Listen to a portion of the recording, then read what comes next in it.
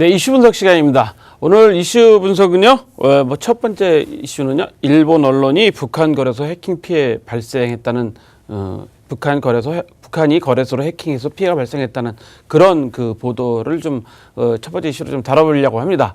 유엔 안보리에서 지금 뭐 북한을 제재하고 있죠. 뭐 여러 가지 제재 사항 때문에 이번에 이 시간은 정치적인 시간이 아니긴 하지만 상식적으로 미북 회담, 북미 회담도 하노이에서 개최됐는데 이제 결렬이 됐습니다. 서로 이제 제재를 풀어달라. 이게 더 많이 포기해야 된다라고 했는데요.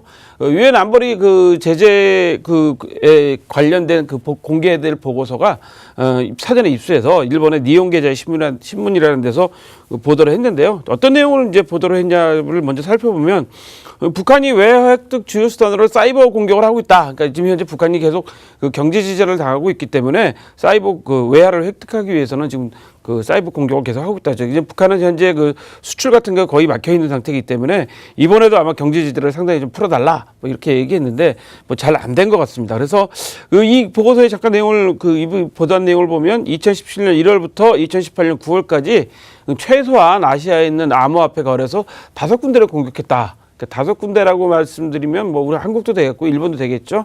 근데 이 보고서의 자체가 뭐냐면 전문가 집단이 이제 정리를 해서 이거를 이제 유엔 상임이사국에 이제 안보리에다 이제 제출하는 거기 때문에 상당히 의미가 있다는 겁니다. 그래서 대충 보니까 한 5억 7,100만 달러, 그러니까 우리나라 돈으로 한 6,500억 정도의 피해가 발생했다.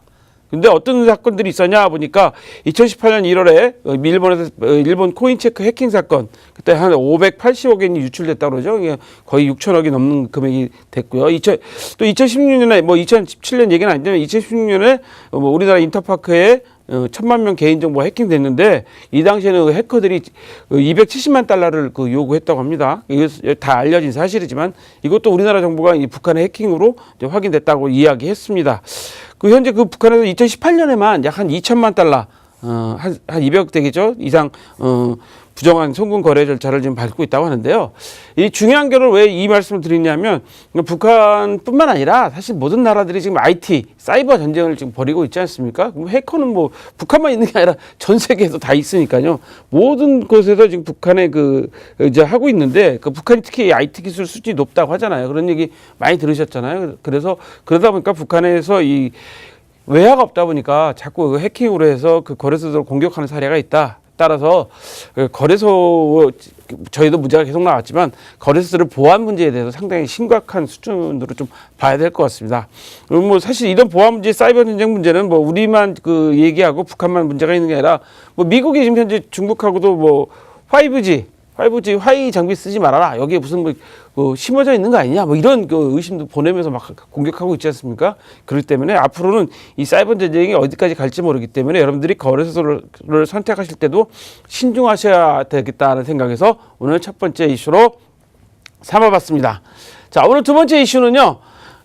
비트코인 선물 출시 후 가격 거품 빠졌다라는 이야기를 주장했답니다. 미국의 상품선물거래위원회 지안 카를로스 위원장이 주장을 했는데 이분 유명하신 분이잖아요.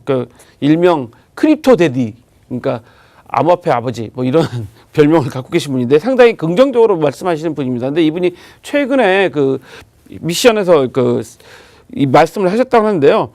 비트코인 선물 도입의 가격이 하락하고 투기 거품이 다 빠졌다. 비트코인 선물이 도입되는 바람에 가격도 떨어지고 그다음에 투기 거품도 완전히 빠졌다. 저희 통계를 해보니까 선물 출시 후에 약 80%의 가격 하락이 이루어졌는데 만기 10일 전, 그러니까 선물이 만기 10일 전에 평균 18% 정도 하락하더라. 이런 통계를 좀 가지고 있습니다. 그래서 이분이 주장하는 거는 가격 버블도 해소하고 안정화 단계에 들어갔다. 그러니까 선물을 함으로써 이런 일이 생겼다는 건데요. 아마 이분 주장은 그동안 했던 것들은 이런 내용들입니다.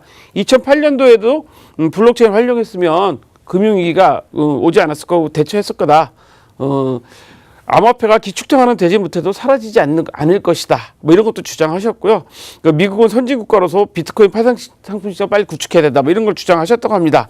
자, 미국의 상품 선물거래 위원장의 주장이 이런데 그래서 이걸 두 번째 이슈로 제가 삼아봤는데요. 세 번째 이슈와 같이 엮어서 좀 말씀 좀 드리면서 결론을 내리려고 그래요. 세 번째 이슈는 뭐냐면요. 스트레스 테스트 항목에 비트코인 가격 포함입니다. 미국 연준 이사에서 비트코인 가격도 포함할 것을 검토하고 있다고 합니다. 스트레스 테스트는 어떤 건지 아시죠? 스트레스 테스트는 그 금융기관들이 경기 침체나 뭐 외부 충격에 얼마나 이 위기 관리를 할 수 있느냐라는 걸 좀 지수로 나타낸 것이잖아요. 그게 스트레스 테스트를 하는 건데 미국 연방준비원회 이사회에서 비트코인 가격도 그러면 이 스트레스 항목에 넣어야 되는 거 아니냐라고 하고 있다고 합니다. 그래서 뭐 암호화폐 가격 폭락을 북한하고 전쟁하는 거와 뭐 비교해서 뭐 현재 이야기를 했다고 하는데요.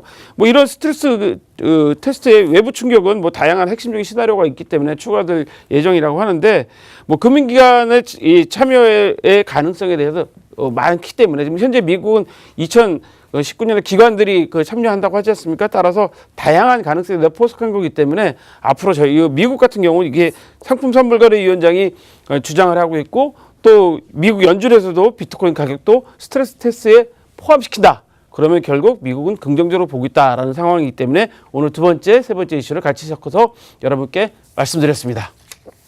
자, 오늘 저희가 준비한 소식은 여기까지입니다. 참고로 본 방송에서 제공하는 정보는 투자 판단의 참고 자료일 뿐이며 암호화폐 가치 또는 상승 하락을 보장하지 않습니다. 톡톡코인 365 시청해주신 여러분 고맙습니다.